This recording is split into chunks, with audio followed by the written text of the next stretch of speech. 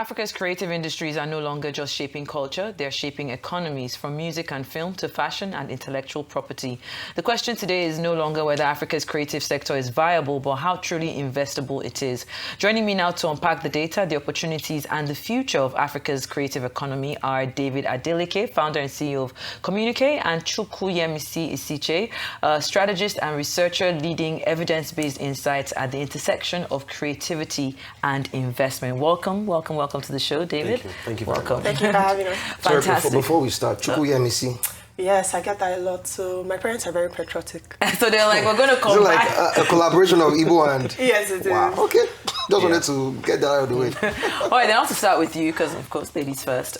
As a researcher, just looking at the report as a whole, what data points would you say most often surprise investors when they first engage with Africa's creative economy?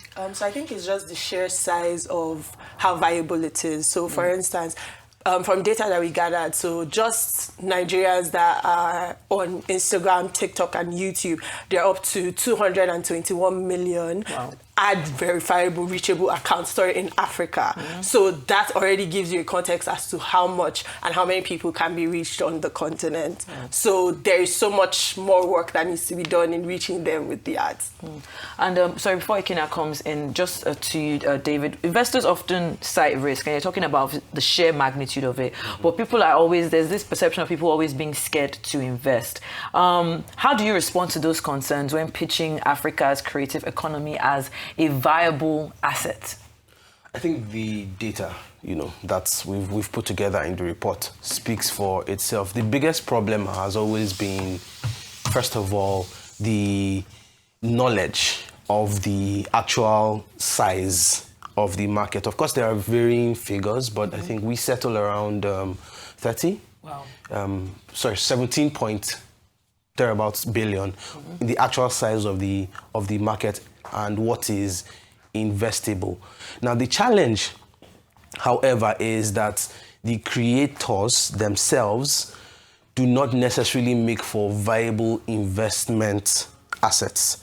So the gap is that there is capital available, there is actual investor interest, and then there are the creators who are not necessarily investable. How do we then bridge that gap? So those are some of the things that we try to answer with the reports that we've just launched. All right, so I'll come back to you, Chukwuyemisi. Now, what indicators should investors prioritize, when assessing creative ventures beyond popularity or social media reach?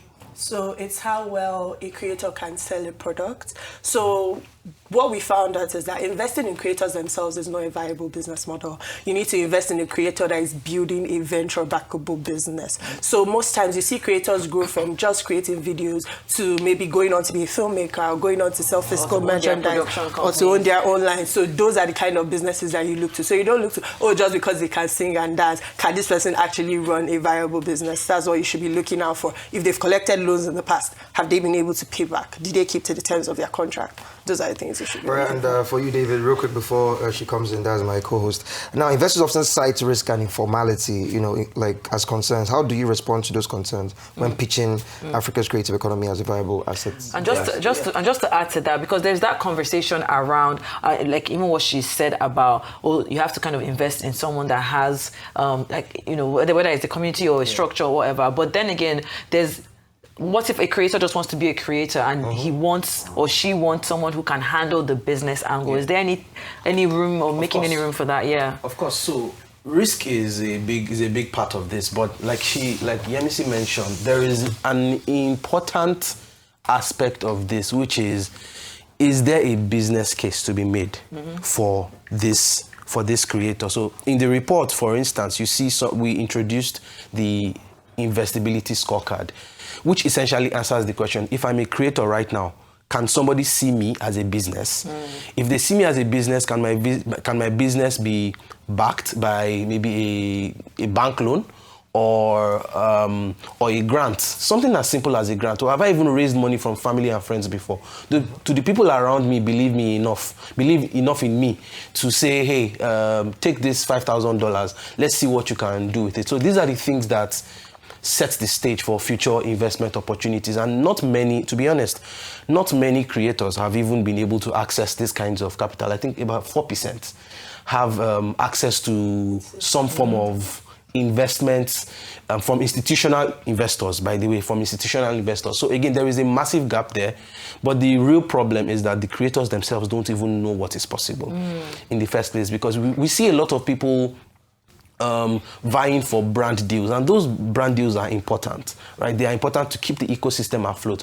But what we also saw with the report is that, or with the research, is that about just 1 percentage point lower than brand deals is digital products. Okay. Digital products constitute a significant part of the earnings that creators make. And so what does that tell us? That means that there is the potential for a viable creator middle class. So for instance, you don't need 1 million followers to be able to build an actual career. If you have, let's say, 100,000 followers, you have a few digital products. It could be a course, it could be a membership, it could be events, it could be a stand-up comedy show. Maybe you're a skit maker and then you consistently run stand-up comedy shows across the country or across the continent. Then you can be an investable business. But it's not just the content, because again, we're getting to the point where content is tending towards zero. So the value of the content in itself is tending towards zero. How do you set yourself apart beyond that? So that's the question that we now need to answer. All right, then. Just as we wrap up, finally, which creative subsectors, according to your report, show the strongest commercial signals for long-term investment returns? I'm just thinking, if there's anyone that is looking at this, because we're international, looking at, okay, maybe I'm interested in coming to Africa. What are the strongest 30 seconds. 30 seconds. Because of time. I think we saw a lot with food.